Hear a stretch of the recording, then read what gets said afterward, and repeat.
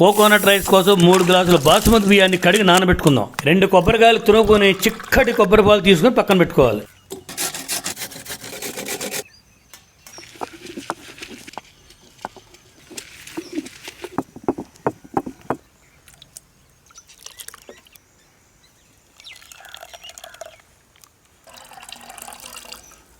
ఐదు గ్లాసులు కొబ్బరి పాలు కుండలో వేసుకొని 1 జాపత్రి పువ్వు, 3 అనాస పువ్వు, 2 బిర్యానీ ఆకు, 5 యాలక్కాయలు, 2 ఇంచులు దాల్చిన చెక్క, 6 లవంగాలు, 3 పచ్చిమిరపకాయలు కొబ్బరి పాలలో వేసేయాలి. ఇప్పుడు నానబెట్టిన బియ్యం వేసుకుని పొయ్యి మీద పెట్టుకుందాం. ఒక్క ఉడుకు పట్టాక 1 చెంచా నెయ్యి, రుచికి సరిపడా ఉప్పు, 1 నిమ్మకాయ ముక్క, ఇదంతా బాగా కలుపుకొని మూత పెట్టుకుని సన్న మంట మీద 1 పావు గంట సేపు ఉడకబెడితే మన కోకోనట్ రైస్ రెడీ. చూసారా పలుకు పలుకుగా మన కోకోనట్ రైస్ ఎలా వచ్చిందో.